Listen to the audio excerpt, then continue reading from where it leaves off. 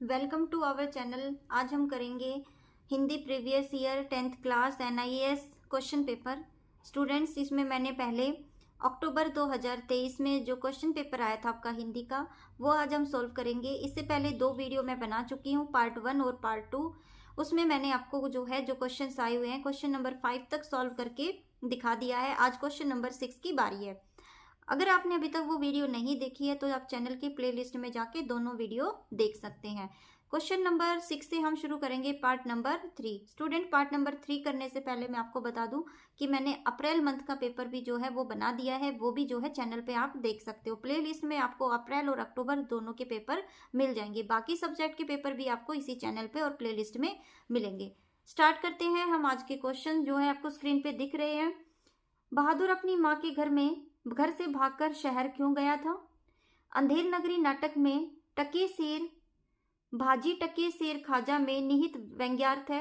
Robert nursing home में पाठ की भाषा शैली में कौन सी विशेषता नहीं मिलती? तो ये सारे क्वेश्चंस हैं, लेकिन मैं ये जो क्वेश्चन ऐसे सॉल्व करके नहीं दिखा सकती। मैं इसको जो है अपनी डायरी में मैंने उतारा हुआ है, तो मैं वो आपको दिखाऊंगी। वो क्वेश्चंस जो है आप वहां से नोट कर सकते हैं। स्टार्ट करते हैं आज आपकी वीडियो।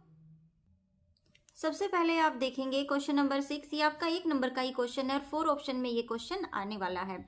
1 नंबर का 6 क्वेश्चन आपके रहेंगे। बहादुर अपनी माँ के घर से भागकर शहर क्यों आ गया था? ठीक है, क्यों आ गया था? नौकरी के लालच में, वह घुमक्कड़ था, माँ गुस्से में पीटती थी, रिश्तेदारों से मिलने हेतु।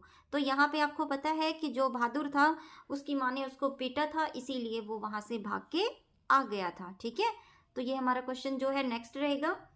अंधेर नगरी नाटक में टके शेर भाजी टके शेर खाजा में निहित व्यंग्यार्थ है। तो इसमें क्या व्यंग्य दिया गया? व्यंग्य का मतलब होता है किसी के ऊपर कमेंट करना। ठीक है, क्या कमेंट किया था? सभी चीजें बहुत सस्ती हैं, 1 टके की 1 शेर भाजी खाओ, सभी नागरिकों को समान महत्व मिले, गुणों और मूल्यों की कदर नहीं है। तो यहाँ पे क्या था कि जो इसका सही आंसर रहेगा वो हमारा होगा गुणों और मूल्यों की कदर नहीं है। नेक्स्ट क्वेश्चन देखेंगे इसका ग। देखते हैं स्टूडेंट्स, रॉबर्ट नर्सिंग होम में पाठ की भाषा शैली में कौन सी विशेषता नहीं मिलती? कौन सी विशेषता जो है वो नहीं है? आंखों देखा वर्णन। रॉबर्ट नर्सिंग होम में आंखों देखा वर्णन है या नहीं? दूसरा जो है छोटी मोटी बातों की व्याख्या। ठीक है, तीसरा है भावुकतापूर्ण उद्गार, और डी है हमारा चित्रात्मकता। तो यहाँ पे नंबर 1, नंबर 3 और नंबर 4 ये चारों चीजें इसके अंदर मिलती हैं, लेकिन छोटी मोटी बातों की व्याख्या जो है ये रॉन्ग आंसर रहेगा। तो इस पे हम टिक लगा देंगे। तो इसका जो आंसर है ये वाला है। ठीक है, नेक्स्ट देख लेते हैं हम अभी। गिल्लू गर्मी की समस्या का समाधान कर लेता था। यही क्वेश्चन आपका अप्रैल में भी पूछा गया था। सुराही की गर्दन पर लेटकर, ठीक है, थाली में बैठकर खाने से, लेखिका के सिरहाने बैठकर, काजू कम खाने से। ठीक है, तो यहाँ पे आपको पता ही है कि गिल्लू कौन था। जो महादेवी वर्मा थी उसके पास एक गिलहरी रहती थी जिसका नाम था गिल्लू। जब उसको गर्मी लगती थी तो उसने बताया वो कैसे अपनी समस्या का समाधान कर लेता था। थाली में बैठकर खाने से कर लेता था, लेखिका के सिरहाने बैठकर कर लेता था, या काजू कम खा के। तो कहते हैं सुराही की गर्दन पर वो लेट कर। ठीक है, आपको पता है सुराही क्या होती है? सुराही होती है पानी का एक ऐसा बर्तन जिसकी जो गर्दन होती है वो थोड़ी लंबी होती है। ठीक है, तो उसकी गर्दन पे जो है वो लेट जाता था और वहां पे उसको ठंड का एहसास होता था। ठीक है, नेक्स्ट क्वेश्चन देखेंगे। ये सारे 1-1 नंबर के ही क्वेश्चन है। सुखी राजकुमार कहानी के अनुसार मनुष्य को नहीं, एक मूर्ति को दूसरे के दुख दिखते हैं। इसमें क्या है? ठीक है, तो पहला है मनुष्य विरोधी भाव है, विडंबना है, चमत्कार है, मनुष्य का स्वभाव है। तो आपको पता है सुखी राजकुमार जो चैप्टर की स्टोरी आपने पढ़ी है उसमें एक राजकुमार होता है जो जिसकी मूर्ति बनाई जाती है, और उसके पास एक चिड़िया आती है और वो क्या करती है, राजकुमार जो है ना अपने जितना भी उसका जो राज्य था उसकी सारा जो लोग परेशान रहते थे तो उस चिड़िया के माध्यम से वो उनकी जो है प्रॉब्लम को सॉल्व करने की कोशिश करता है। ठीक है, तो वही बात है कि इस कहानी में मनुष्य एक मूर्ति को दूसरे के दुख दिखते हैं। ठीक है, मनुष्य को नहीं दिखते, एक मूर्ति को दिखते हैं। तो ये कैसी विडंबना है? तो इसका आंसर हो जाएगा विडंबना। ठीक है, नेक्स्ट क्वेश्चन देख ले। नेक्स्ट क्वेश्चन देखेंगे इसी का हम। भारत की यह बहादुर बेटियां पाठ के अनुसार बचेंद्री पाल का पर्वतारोही बनने का संकल्प किस बात से मजबूत हुआ? आपको पता है कि जो पर्वतारोही थी, रोहन करने वाली थी ये बछेंद्री पाल, तो इसका जो ये संकल्प था किस बात से मजबूत बना? क्या हुआ था उसके साथ जो इसने ये सोचा? पिता द्वारा पढ़ाई का खर्च न देने से, कि उसके पिता ने मना किया था कि मैं तुझे नहीं पढ़ाऊंगा। सिलाई द्वारा प्राप्त आमदनी से, वो सिलाई करती थी। लड़की होने के कारण प्राप्त उपेक्षा से, बार बार उसको कहते थे कि तू लड़की है, तू ये नहीं कर सकती। और फोर्थ है उच्च शिक्षा से प्राप्त आत्मविश्वास से, या उसने ज़्यादा एजुकेशन ले ली थी और उसको एक आत्मविश्वास मिल गया था कि मैं ये कर सकती हूँ। तो इसका फोर्थ आंसर राइट रहेगा कि जो उसको मजबूत करने वाला जो संकल्प था उसकी पढ़ाई ने उसको दिया। ठीक है, तो हमारे ये क्वेश्चन यहाँ पे कंप्लीट हो गया। अब हम देखेंगे नेक्स्ट क्वेश्चन। अभी हम क्वेश्चन करते हैं क्वेश्चन नंबर 8। ये आपका एक एक नंबर के जो है 7 क्वेश्चन यहाँ पे रहेंगे। स्टूडेंट्स क्वेश्चन नंबर 7 जो है वो मैं आपको बाद में कराऊंगी, क्योंकि वो एक पैराग्राफ में से क्वेश्चन के आंसर छांटने हैं, तो वो मैं बाद में करा दूंगी। पहले क्वेश्चन नंबर 8 मैं आपको करा देती हूँ, वो आपको नेक्स्ट वीडियो में मैं आपको कराऊंगी।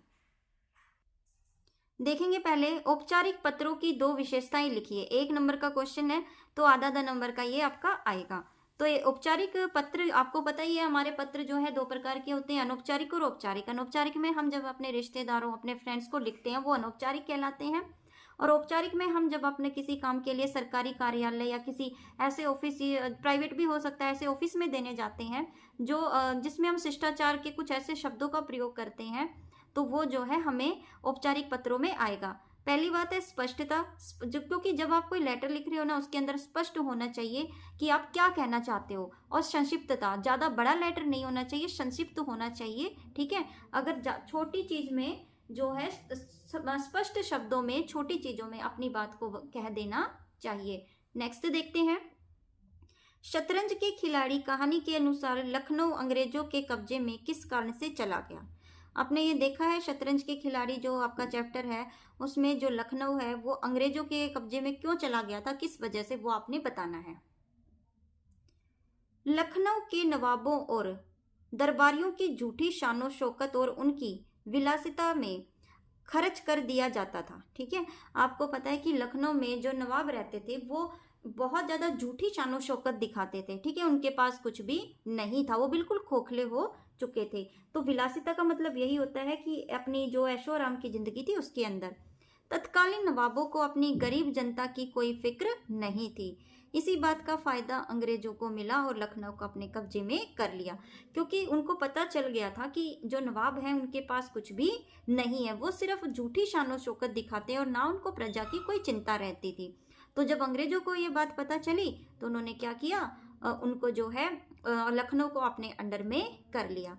नेक्स्ट क्वेश्चन है, मरे हुए बच्चे को गोद में दबाए रखने वाली बंदरिया का उदाहरण देने का उद्देश्य क्या है? तो ये देने का उद्देश्य यही है कि यहाँ पे ये जो चैप्टर है ये आपका उसमें से लिया गया है, जो आपका है नाखून क्यों बढ़ते हैं, तो उसी का है ये चैप्टर। तो यहाँ पे एक वात्सल्य रस की बात की गई है कि जो एक बंदरिया होती है वो अपने बच्चे को, एक माँ का प्रेम दिखाया गया है कि उस बच्चे को गोद में बिठा के जो है वो हमेशा घूमती रहती है। ठीक है, मैंने लिखा नहीं, आप स्वयं इसको लिख सकते हैं। नेक्स्ट क्वेश्चन देख लेते हैं हम। ये भी आपका 1 नंबर का ही क्वेश्चन रहेगा। अपना पराया पाठ के आधार पर बताइए कि श्लेष्मा किसे कहते हैं और इसका क्या काम होता है। ठीक है, तो ये आपने बताना है। श्लेष्मा चिपचिपा लसदार पदार्थ है जिस पर रोगाणु चिपक कर फंस जाते हैं। अपना पराया चैप्टर है, जब आप इसको पढ़ोगे आपको पता चल जाएगा कि ये क्या है। श्लेष्मा एक चिपचिपा लसदार पदार्थ होता है जिस पर रोगाणु चिपक कर फंस जाते हैं। ठीक है, ये आप अपनी बुक से भी जो है वो देख सकते हो अपना पराया चैप्टर में। और ये जो आपका ये जो चैप्टर है ना अपना पराया, उसके जो शब्दार्थ हैं उसमें भी आपको इसका आंसर मिल जाएगा। अखबार की भाषा में कैप्शन किसे कहते हैं? 1 नंबर का क्वेश्चन है, छोटा सा है, वो भी लिख देते हैं।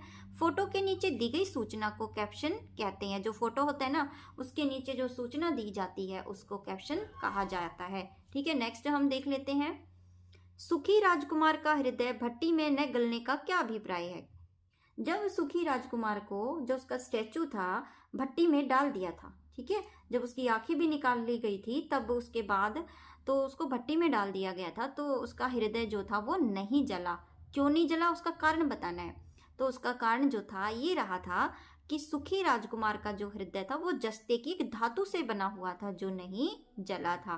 ठीक है, तो ये आपको समझ आ गया। अब हम नेक्स्ट देखते हैं इसी का 1 नंबर का क्वेश्चन।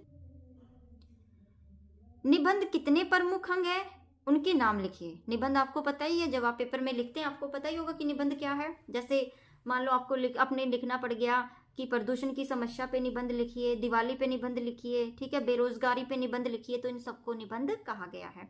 सबसे पहले आप लिखेंगे भूमिका उसके बारे में, ठीक है, फिर विषय वस्तु लिखेंगे और बाद में उपसंहार लिखेंगे। उपसंहार का मतलब जो आपने सारा लिखा है उसके बाद में थोड़ा सा उसके बारे में और आपने बताना है। तो ये तीनों चीजें आप बहुत अच्छे से याद करेंगे। नेक्स्ट क्वेश्चन नंबर 9 हम अभी देख लेते हैं। आगे देखेंगे हम स्टूडेंट क्वेश्चन नंबर 9। मुक्ति की भावना में प्राणी की पहचान भी छिपी होती है, ठीक है। जो गिल्लू है, गिल्लू के माध्यम से लेखिका हमें इसका एहसास कैसे कराती है। तो यहाँ पे मुक्ति का मतलब होता है आज़ादी, कि आज़ादी की भावना जो है प्राणी की पहचान में छिपी होती है। तो वो जो है लेखिका गिल्लू के माध्यम से कैसे कराती कि आज़ादी किसको कैसे पसंद है। 3 नंबर का क्वेश्चन है, 3 क्वेश्चन आएंगे, टोटल 9 नंबर के आपके ये क्वेश्चन रहेंगे।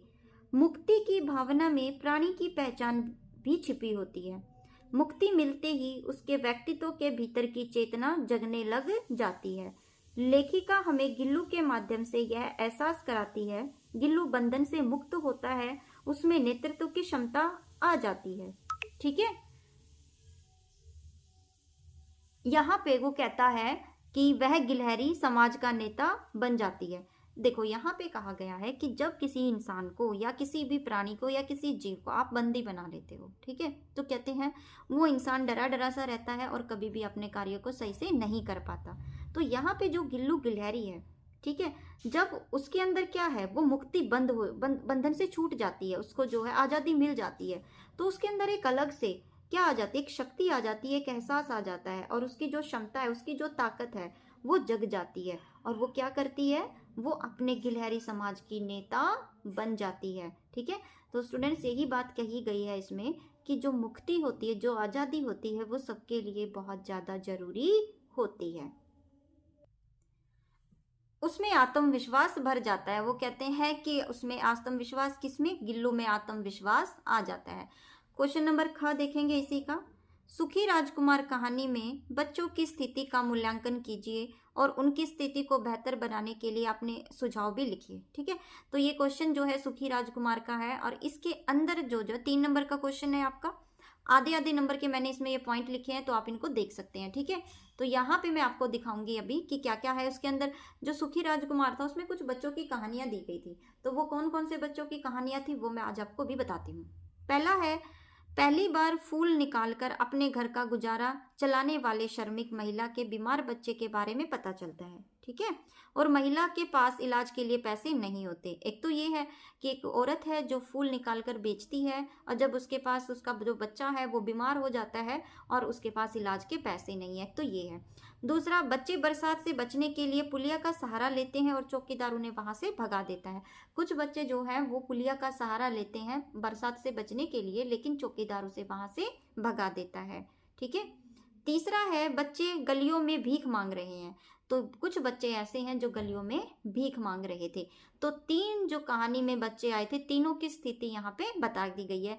तो 1.5 नंबर का आपका ये क्वेश्चन हो गया और 1.5 नंबर का इसका जो सुझाव है कि ऐसी स्थिति में आप क्या करोगे, क्या उनकी सहायता करोगे, कैसे करोगे, वो इसके अंदर आपने बताना है, ठीक है।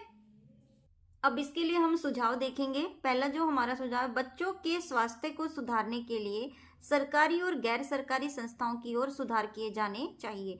कि जैसे वो लेडी जो थी, वो महिला फूल बेचती थी और उसका बच्चा बीमार था, तो इस सिचुएशन में क्या करना चाहिए कि जो है सरकारी और प्राइवेट जो है संस्थाओं को जो है खोलनी चाहिए स्वास्थ्य के लिए, कि ताकि गरीब बच्चों का इलाज वहाँ पे या गरीब इंसानों का इलाज वहाँ पे हो सके, ठीक है। धनवान लोगों को जरूरतमंद लोगों की मदद करनी चाहिए।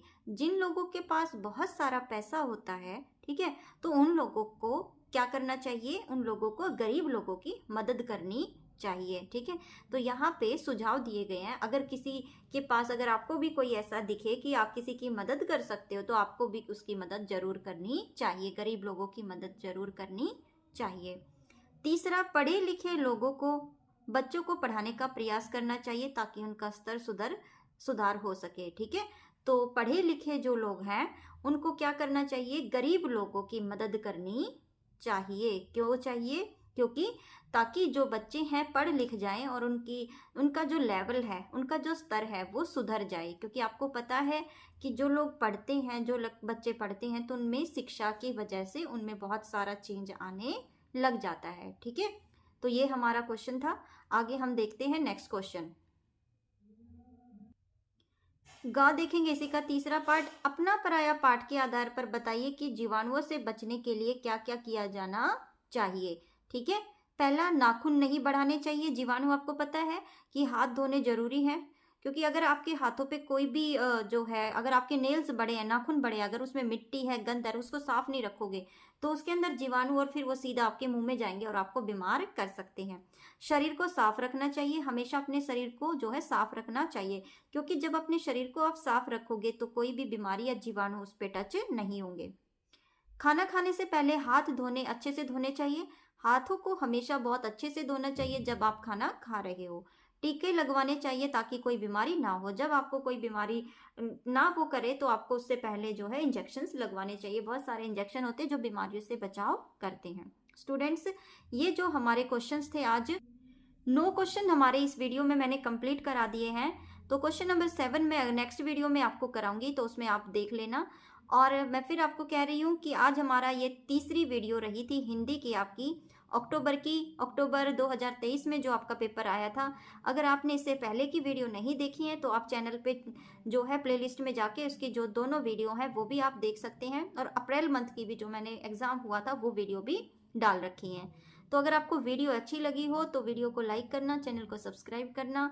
अगर आपको NIS के रिगार्डिंग या पेपर के बारे में अगर कुछ पूछना है तो आप कमेंट बॉक्स में पूछ सकते हैं। Thanks for watching.